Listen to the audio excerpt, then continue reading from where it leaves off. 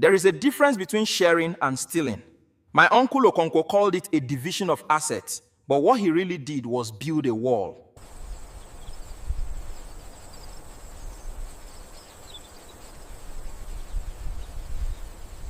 The morning after the meeting, the borders were drawn. My uncle moved with a fever, as if he was afraid the earth would change its mind if he didn't claim it quickly.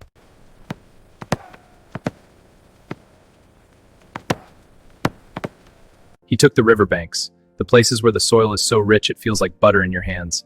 This was my father's pride. Then he pointed to the ridge, the rock crawl, a place where even the lizards struggle to find shade. He told me, "This is yours, Chukwudi. It suits your small hands." Next came the animals, was marched into my uncle's compound as if they had always lived there. And then there was the goat, one weak, trembling creature that my uncle didn't even want for his soup. He kicked it toward me and laughed.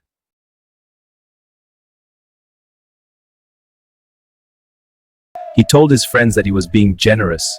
He said he was giving me a pet to keep me company while I farmed the rocks. In that moment, I realized we were the same. Both thrown away, both considered worthless.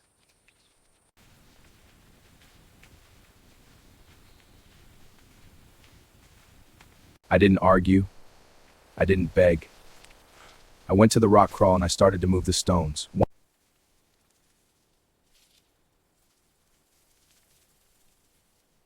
My uncle was so blinded by the size of the land that he didn't look at the secret of the land. Under the rocks, the earth was still holding on to the rain.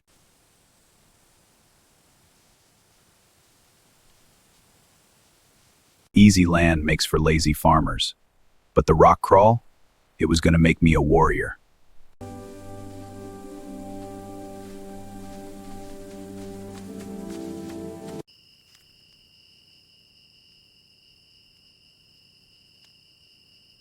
I shared my small portion of grain with the goat.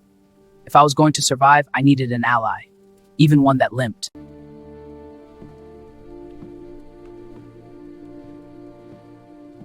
He thought he had buried me. He didn't realize that I was a seed, and seeds thrive in the dirt.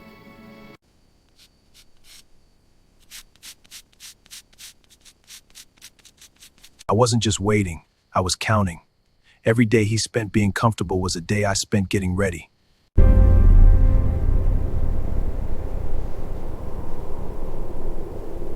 My father always said the sun shines on everyone, but only the clever man knows how to catch the light.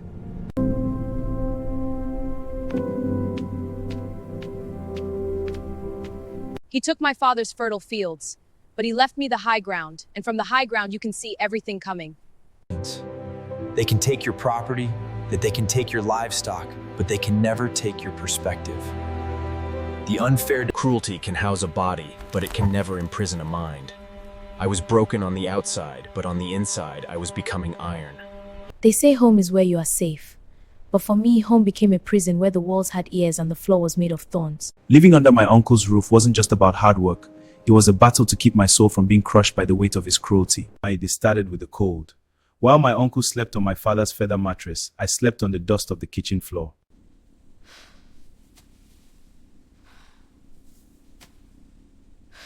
My day didn't start with the sun. My uncle started with the cold, the mattress. I slept on the dust of the kitchen floor. I became the ghost of the house. I made the fire, but I was never allowed to feel its warmth. I cooked the food, but I only tasted the steam. His wife was his shadow. She made sure I knew that every grain of rice I ate was a charity I had to earn with the skin on my knuckles. In the house of a greedy man, there is never enough for everyone, because his hunger has no bottom. For everyone, because his hunger has no bottom. I learned to eat last, and I learned to eat fast. They tried to break my body with labor. They thought if I was tired enough, I would forget who I was. They didn't realize that every heavy log was making me stronger for the day I would stand up. Work. People see him as a stranger. The hardest part wasn't the work, it was the humiliation. Being treated as a stranger in the house where my mother used to sing me to sleep. I fought back in secret. My uncle told me I owned nothing, but in the debt, I owned the alphabet. I practiced my father's lessons every single day. He tried to erase my mind, just like he erased my inheritance.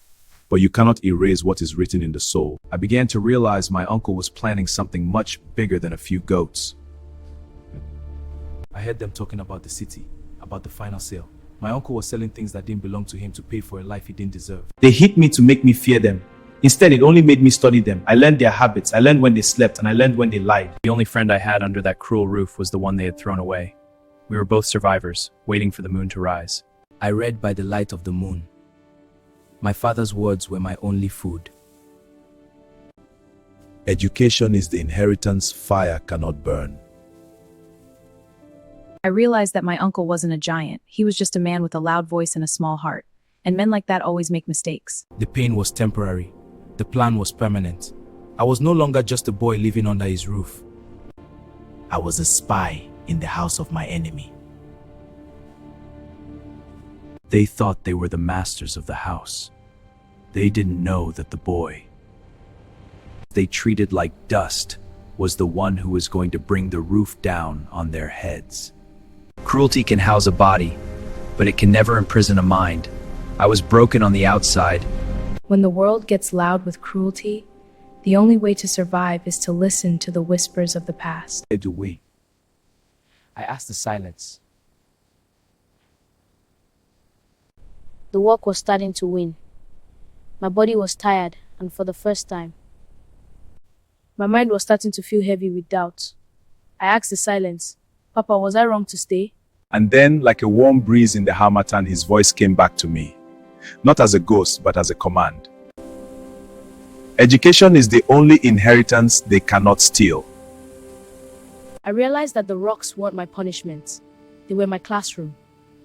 To really need to read people. My father didn't just want me to read books. He wanted me to read people, to read situations, to read the land. I had saved one thing that my uncle didn't find.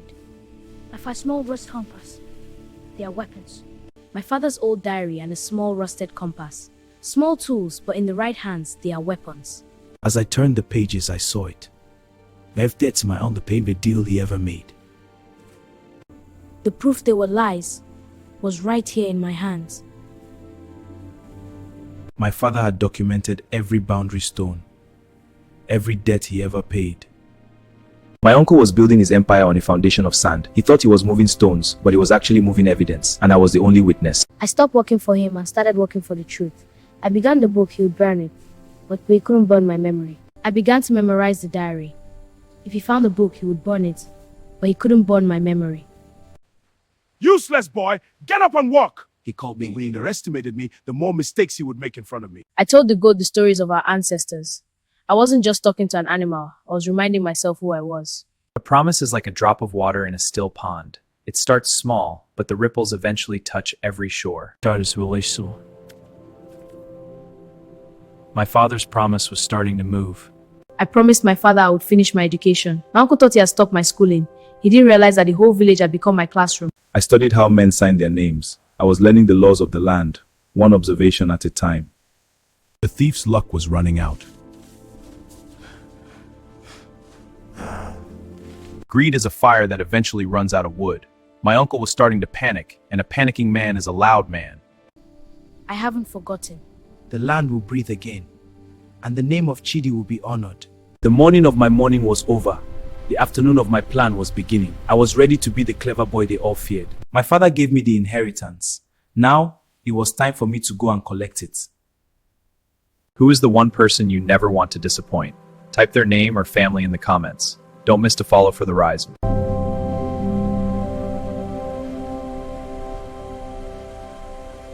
A man's true face isn't seen in the light of the sun. It's revealed in the shadows when he thinks no one is watching. My uncle thought he was the architect of my ruin. He didn't know that the walls I was using to listen to his downfall. Silence is a weapon. For months, I had been the quiet boy, the broken servant, but tonight I was the witness. The plan was simple and wicked. He wasn't just taking my father's forest, the landing that belonged to every family in Umuaka. He was selling our history for a bag of paper. He was willing to make the whole village homeless to save himself. The stranger wanted the title deeds. My mother had Nidi Elmo signed them no more. But there was one problem. My uncle needed one more forgery, and he needed the village elders to witness it. In the game of shadows, one slip is all it takes to end the match. My heart hammered against my ribs like a trapped bird. He didn't see me, not yet. I vanished into the darkness of the goat pen, becoming one with the shadows and the smell of the earth. He cursed the animals and went back inside. He thought he was alone. He forgot that the earth remembers every footprint. I didn't just listen. I documented. Names, dates, amount. My father's diary had taught me that a man's word can be denied, but a record is a ghost that speaks the truth. The trap was being set. He was going to feed the elders for the sale. A feast of betrayal. I was the invisible servant. I saw the document. I saw where he hid the forged seal. He thought I was part of the furniture. He didn't know I was the judge. It was time. I had the coins to pay a messenger. I had the diary to prove the lie. And I had the courage my father had planted in me. Give this coin and message to the retired clerk. I will. But why him? The elders will listen to him. He was celebrating a victory he hadn't earned. He was drinking to the destruction of our heritage.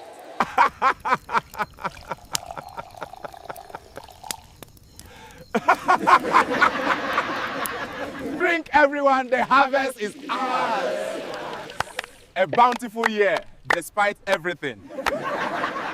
Drinked into destruction of our heritage. He had no idea the clever boy had already moved the pieces.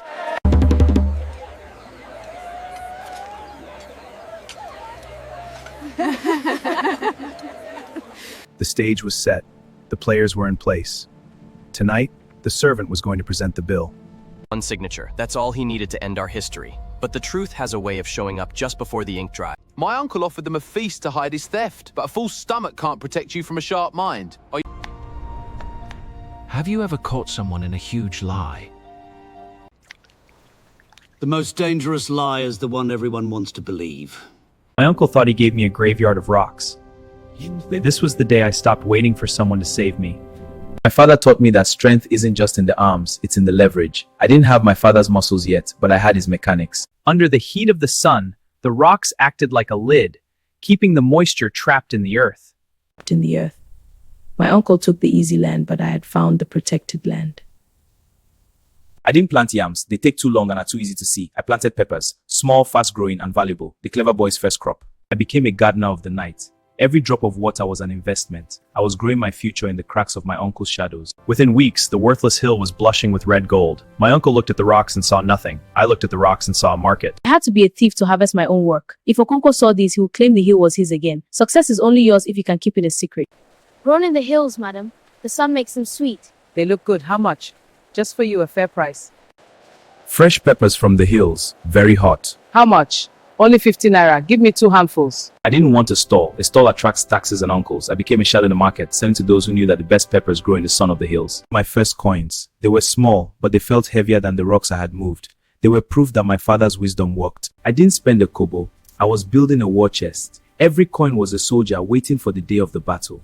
Look at this! My soil is dust! The heat that dried on the rain, I relied on rock. Pepper's hotter. His pride was starting to cost him. We were both getting stronger. The weak goat was now the fastest in the compound. We were the only ones who knew that the clever boy was back. The debts are too much. What can we do? I need a big score. I knew what he was looking at next. The debts are too much. I don't know what to do. We must find a way, my husband. He needs a big score. He wasn't satisfied with the farms. He wanted ancestral forest, the land that belonged to the whole line. He wanted to sell our history. My uncle's greed was finally eating itself. The debts are crushing us. What can we do? He needed a big score. Step 1 was survival. Step 2 was observation. Step 3 was the trap. I began to leave clues for my uncle to find. The best way to catch a greedy man is to give him a bigger bait. I let him think I had found something valuable in the rocks. He thought he was the master of the house. He didn't know he was now a guest in my game. Opportunity doesn't always come in a gold box. Sometimes it's hidden under the heaviest rocks in your life. Have you ever turned a bad decision to a win? Drop a cam to your problem solver. Don't miss plan revealed. Follow for the masterclass.